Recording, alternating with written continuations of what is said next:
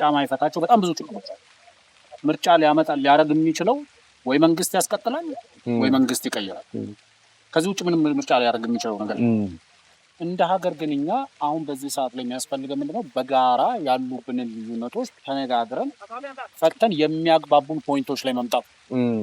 እነዛ የሚያግባቡን ፖይንቶች ለምሳሌ ቅድም ሲያነሳ የነበረው አንደኛው ህገ መንግስት፣ ባንዲራ፣ የስራ ቋንቋ የምንላቸው ብዙ ነገሮች አሉ። የመንግስታዊ ስርዓቱ ፓርላመንታዊ ወይም ደግሞ ፕሬዚዳንታዊ የሚሉ የተለያዩ ልዩነቶች አሉ።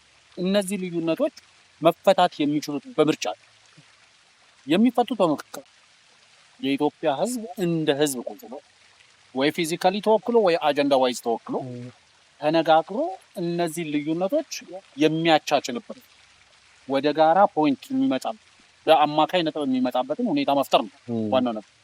እንደ ሀገር ምርጫን እኔ አሁን የማየው አንደኛው ነገር እስከዛሬ ሜቢ ያለፉት ኦልሞስት ወደ 6 ምርጫዎችን አካሄደናል በዚህ ህገ መንግስት።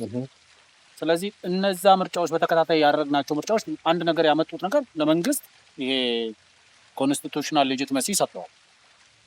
ተወደ ደግሞ በቃ ኦልሬዲ በማንኛውም መንገድ ውስጥ የተካሄደ ምርጫ ለመንግስት የሚሰጠው አንድ ነገር አለ። ምክንያቱም ምርጫው በራሱ ኮንስቲቱሽናል ነው፣ ፔሪዮዲክ ነው፣ ጊዜውን ጠብቆ ህገ መንግስት ስርዓቱን ጠብቆ የሚካሄድ ምርጫ። ስለዚህ ይሄ ምርጫ ለመንግስት የሚሰጠው ኮንስቲቱሽናል ሌጂቲመሲ ይሰጣል። ግን ደማስ ፐብሊክ ሌጂቲመሲ ለማግኘት ግን ህዝቡ የሚግባባባቸው ነገሮችን መፍጠር ነው። ይሄንን የምትፈጥረው በምርጫ ነው።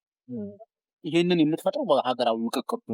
ሀገራዊ ምክክሩ እንደ ህዝብ እንደ ሀገር መክረን ተነጋግረን የምንደርስበት የስምምነት ውጤት ሀገርን የማስቀጠል፣ ምክንያቱም ይሄ መንግስትን የማስቀጠል ነው ምርጫው፣ ያ ግን ሀገርን የማስቀጠል። ስለዚህ በዛ ደረጃ መታየት አለበት ብዬ ነው የማስበው። ብዙ ችግሮች አሉ፣ ቅድም እንዳነሳናቸው ብዙ ግጭቶች አሉ። ስለዚህ እነዛ ግጭቶች ባሉበት ሁኔታ ብዙ ርቀት ሄደናል። ምርጫ ለማካሄድም ብዙ ርቀት ሄደናል። የምክክር የብሔራዊ መግባባትም ምክክሩንም ለማካሄድ። ስለዚህ ለእኔ እስከሚገባኝ ድረስ አዎ ችግሮች አሉ። ችግሮቹም የሚፈቱት ከፊል በጣም ውስን ችግሮች በምርጫ ሊፈቱ የሚችሉ ነገሮች ይኖራሉ።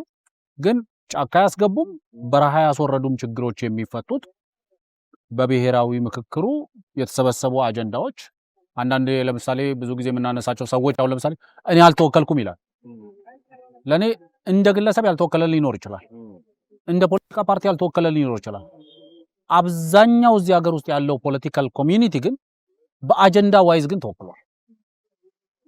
የትኛው መጽንፍ ላይ ያለው ለምሳሌ ባንዲራውን ሳየው ያመኛል የሚለው፣ ሀገሩ መፍረስ አለበት የሚለው፣ መንደሬን ወደ ሀገር መቀየር ፈልጋለሁ የሚለው፣ ሀገሩን ወደ ዩኒታሪ ታይፕ ኦፍ ገቨርንመንት ወይም ደግሞ ወደ አሃዳዊ ስርዓት ከተዋለሁ፣ ወደ ፌዴራሊዝሙን አስቀጥላለሁ ወይም ደግሞ ወደ ኮንፌደሬትድ ወደ ሆነ ሀገረ መንግስት ቀይሯለሁ የሚለው ሁሉም ተወክሏል። ስለዚህ አጀንዳ ዋይዝ እኔ አብዛኛው ተወክሏል።